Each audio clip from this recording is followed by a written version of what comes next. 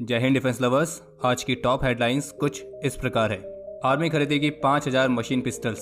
टाटा की पार्टनरशिप के साथ लॉकहीड मार्टिन MMRCA के तहत अपने F-21 को लेकर कॉन्फिडेंट। BEL और YIL संयुक्त रूप से मिलकर एम्यूनिशन हार्डवेयर और मिलिट्री ग्रेड के कंपोनेंट्स पर करेंगे काम।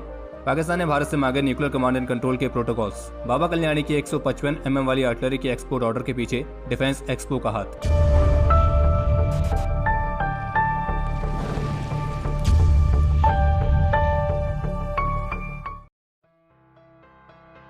इंडियन आर्मी करीब 7000 बॉडी वॉर्न कैमरा सिस्टम, करीब 1612 बैलिस्टिक शील्ड और करीब 5000 9x19 mm की मशीन पिस्टल को खरीदने की योजना बना रही है।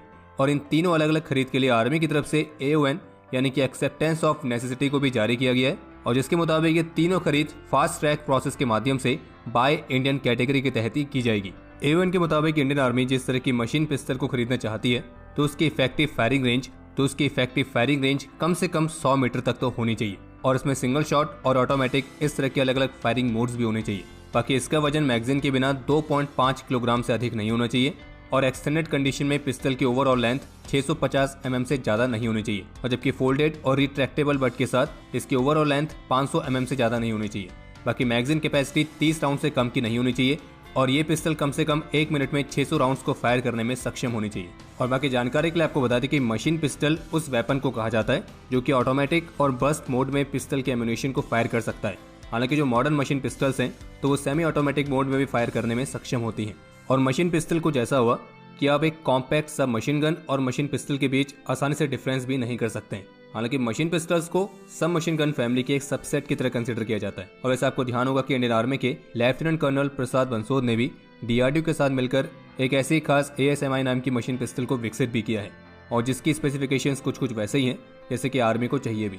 बाकी इसके अलावा इंडियन आर्मी जो 1612 बैलिस्टिक शील्ड्स को भी खरीदना चाहती है, ये NIJ लेवल 4 और BIS 6 लेवल की होंगी, और ये 10 मीटर की दूरी से फायर की गई 7.62 × 39 mm की हार्ड स्टील कोर बुलेट्स को भी रोकने में सक्षम होगी। और इन सबके अलावा जो army 7000 body worn camera systems को भी लेना चाह रही है तो ये कैमरास 1920 × 1080 पिक्सल रेजोल्यूशन के साथ आएंगे। बाकी नाम से मालूम पड़ रहा है कि ये ऐसा कैमरा सिस्टम है जिसे हमारे सोल्जर्स अपनी यूनिफॉर्म पर पहन सकेंगे, और ये आमतौर पर चेस्ट पर ही लगाए जाते हैं, और इन्हें हमारे सोल्जर्स तब पहनते हैं जब वे किसी इंसिडेंट पे या किसी ऑपरेशन साइट पर हों, और वहां से इसकी मदद से रियल टाइम वीडियो और इमेज कैप्चर करने में मदद मिलती है।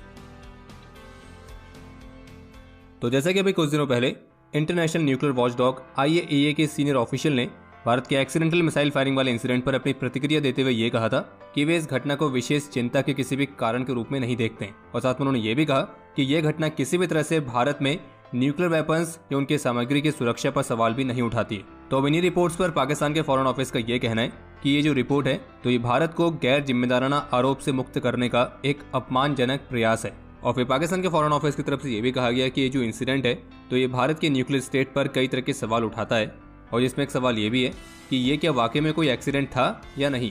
और पाकिस्तान के फॉरेन ऑफिस के प्रवक्ता का ये भी कहना है कि भारत को उनके मिसाइल सिस्टम के टेक्निकल फीचर्स, उनकी रिलायबिलिटी, भारत के nuclear command and control protocols क्या हैं, और इंडियन मिलिट्री में कौन कौन से रोग एलिमेंट्स मौजूद हैं, तो इन सभी के सवालों के जवाब भी देने की जरूरत है। और इस मिसाइल फायरिंग वाले इंसिडेंट पर IAEA की DG ने जो भी जवाब दिया है तो पाकिस्तान के फॉरेन ऑफिस के मुताबिक उनके इस जवाब को मिस इंटरप्रेट नहीं करना चाहिए। मतलब कमाल की बात यह कि यहाँ पे ये चीज़ कर कौन रहा है, क्योंकि एक्चुअल में रिपोर्ट तो वही है जो IAEA की DG ने कही है। अब यहाँ पे इसको कोई मैनिपुलेट करने वाली बात तो है नहीं। अब आके तो अब इस पर और क्या ही कहें, आपको कुछ कहना है तो कमेंट सेक्शन ओपन है। लेकिन ये वाली बात पाकिस्तान के फॉरेन ऑफिस ने बड़ी कमाल की गई कि ये एक्चुअल में एक्सीडेंट था भी या नहीं। वैसे एक्सीडेंट ही था, सच में हम कह रहे हैं एक्सीडेंट ही था। बाकी पाकिस्तानी गवर्नमेंट भारत सरकार से रिक्वेस्ट कर सकती है कि आप हमें एक बार फिर से डेमोन्स्ट्रेट करके दिखाएं कि ये एक्सीडेंट हुआ कैसे। Navratna defence PSU Bharat electronics limited यानी कि BEL और यंत्र इंडिया लिमिटेड यानी कि YIL, तो इन दोनों के बीच एक MOU साइन हुआ है, और इस MOU के तहत ये दोनों मिलकर एम्यूनिशन हार्डवेयर और मिलिट्री ग्रेड कंपोनेंट्स के क्षेत्र में इंडियन डिफेंस और एक्सपोर्ट मार्केट्स के रिक्वायरमेंट को पूरा करने के लिए संयुक्त रूप से काम करेंगे। और इसमें आर्म्स, एम्यूनिशंस और इससे ही संबंधित बाकी के सिस्टम्स के प्रोडक्शन के लिए मैन्युफैक्चरिंग और टेस्ट इंफ्रास्ट्रक्चर और रिसोर्सेज शेयर किए जाएंगे। इसके अलावा एक अपडेट यह है, इसमें Janes.com की तरफ से जारी रिपोर्ट के मुताबिक US firm Lockheed Martin Bharat के multi role fighter aircraft programme MRFA या फिर MMRCA 2.0 कुछ भी आप कह सकते हैं, तो इस प्रोग्राम के हिस्से के रूप में इंडियन एयरफोर्स के लिए अपने F-21 फाइटर जेट वाले प्रस्ताव को सपोर्ट करने के लिए अब भारत में अपने मैन्युफैक्चरिंग इकोसिस्टम का इस्तेमाल करेगी। और जबकि लॉकहीड मार्टिन के भारत में ऑलरेडी 2 जॉइंट वेंचर्स हैं, जिसमें से तो एक है TLMAL यानी कि टाटा लॉकहीड मार्टिन एरोस्ट्रक्चर्स लिमिटेड और दूसरी है TSAL यानी कि टाटा सकोस्की एरोस्पेस लिमिटेड। और वैसे लॉकहीड मार्टिन के ऑफिशियल्स यही मानते हैं कि उनकी कंपनी द्वारा भारत में जो एरोस्पेस इकोसिस्टम को विकसित किया गया है, तो उसने इस MRFA प्रोग्राम में उनके F-21 फाइटर की पोजीशन को मजबूत किया है। हालांकि वो बात अलग है कि चांसेस अभी भी कमी है कि शायद ही इस F-21 को चुना जाए। इंडियन आर्मी LAC के पास बड़ी संख्या में कुछ ऐसे तालाबों को बना रही है जो कि लद्दाख के जमा देने वाले ठंड में भी हमारे ट्रूप्स को फ्रेश ड्रिंकिंग वाटर प्रोवाइड करेगा। और आर्मी ऑफिशियल के मुताबिक दौलत बैग ओल्डी जैसी फॉरवर्ड लोकेशंस पर तैनात आर्मी ट्रूप्स इन तालाबों का इस्तेमाल एक फ्रेश ड्रिंकिंग वाटर के लिए कर सकेंगे। और बाकी आर्मी के जो इंजीनियर्स हैं वो यहाँ पे tanks, artillery guns, infantry combat vehicles, तो उनके लिए भी कुछ खास तरह के हैबिटाट्स को बना रही है ताकि एक्सट्रीमली कोल्ड कंडीशंस में भी ऑपरेट होते रहें। बाकी इसके अलावा एक अपडेट यह है कि कल शुक्रवार से no money for terror ministerial conference के तीसरे एडिशन की शुरुआत होने वाली है।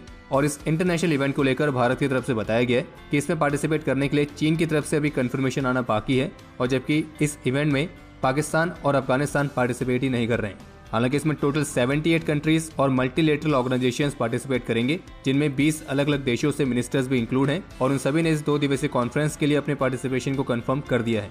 और ये कॉन्फ्रेंस भारत में आयोजित होने वाली है। और इस कॉन्फ्रेंस को लेकर NIA की DG की तरफ से बताया गया है कि ये टेरर फाइनेंसिंग और एक्टिविटीज को रोकने के लिए एक बहुत ही महत्वपूर्ण तरीका है। और इसे पार्टिसिपेट करने के लिए चाइना को इन्वाइट किया गया है, लेकिन उसका अभी तक कंफर्मेशन नहीं आया है। तो जैसे कि कल्याणी स्ट्रेटेजिक सिस्टम ने अपनी 155 mm की आर्टिलरी गन का पहला एक्सपोर्ट ऑर्डर रिसीव किया था, तो अभी हाल ही में न्यूज़ 9 के साथ एक इंटरव्यू में बाबा कल्याणी के चेयरमैन और मैनेजिंग डायरेक्टर का ये कहना है कि इस साल का जो डिफेंस एक्सपो था, तो उसने ही उनकी इस 155 mm आर्टिलरी गन की डील को हासिल करने में मदद करी है। क्योंकि इस साल ऐसा पहली बार हुआ था जब डिफेंस एक्सपो केवल इंडियन कंपनीज के लिए रखा गया था, और जिसमें बड़ी संख्या में फॉरेन डेलीगेट्स आए थे और उन्होंने इंडियन प्रोडक्ट्स को देखा और उसमें अपनी दिलचस्पी भी दिखाई। हालांकि कल्याणी ने अभी तक इस बात को रिवील नहीं किया कि उनकी इस 155 mm आर्टिलरी गन का रियल कस्टमर कौन है, और जैसे कि मीडिया रिपोर्ट्स में दावा किया जा रहा है वो कस्टमर आर्मेनिया है। बाकी इसके अलावा द हिंदू की तरफ से जारी की गई रिपोर्ट के मुताबिक इंडियन आर्मी ने पूर्वी लद्दाख में पेंगोंग शू लेक पर पेट्रोलिंग करने के लिए नए लैंडिंग डॉक्स और स्पीड बोट्स को डिप्लॉय किया है, जो यहाँ पे चीन की कैपेबिलिटी को काउंटर करने के लिए एक मिरर डिप्लॉयमेंट के तहत इंडक्ट की गई है। ये जो नई लैंडिंग क्राफ्ट है ये 35 ट्रूप्स को कैरी कर सकती है, और जो स्पीड बोट्स हैं वो 35 नॉट्स तक की रफ्तार को हासिल कर सकती हैं। बाकी एक और महत्वपूर्ण अपडेट है कि पहली बार भारत की ministry of electronics and information technology एक ऐसे नेशनल गवर्नमेंट क्लाउड को स्थापित करने की योजना बना रही है, जहाँ पे central government, state government, PSU agencies, तो इनके द्वारा जनरेट होने वाले सारे डेटा को स्थानीय तौर पर ही स्टोर किया जाएगा, और इसमें गवर्नमेंट का सेंसिटिव डेटा भी इंक्लूड रहेगा। और बाकी जाते जाते आपको एक नया जोक सुनाते हैं। तो हुआ यह कि पाकिस्तान के वित्त मंत्री की तरफ से इस बात के संकेत दिए गए कि जिन टर्म्स पर भारत रशिया से ऑयल खरीदता है, तो उन्हीं सिमिलर टर्म्स पर अब पाकिस्तान भी खरीदेगा, और US पाकिस्तान को रशिया से ऑयल खरीदने से नहीं रोक सकता है। चलो अभी तो क्या कहें, जब पाकिस्तान रशिया से ऑयल खरीदेगा तब देखा जाएगा कि US की क्या प्रतिक्रिया है। और बाकी अब समय है आज के इतिहास का। आज के दिन 2015 में जम्मू कश्मीर के कुपवाड़ा में एक ऑपरेशन के दौरान अपने अदम्य साहस और वीरता का परिचय देते हुए कर्नल संतोष महादिक वीर गति को प्राप्त हुए थे, और मरणोपरांत उन्हें शौर्य चक्र से सम्मानित किया गया।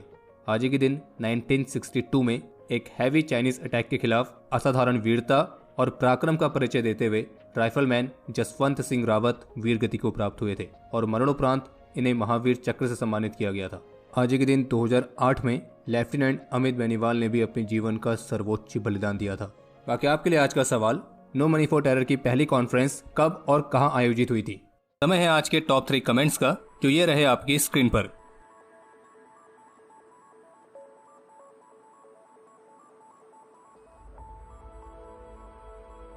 आज के इस एपिसोड के लिए इतना ही। उम्मीद है आपको एपिसोड पसंद आया होगा। अगर पसंद आए तो वीडियो को लाइक कीजिए, शेयर कीजिए, और बाकी हमारे मर्चेंडाइज के नए डिजाइन को चेकआउट करना ना भूलें, जिसका लिंक आपको वीडियो के डिस्क्रिप्शन में मिल जाएगा। और बाकी अगर आपने चैनल को सब्सक्राइब नहीं किया है तो चैनल को भी सब्सक्राइब जरूर करें।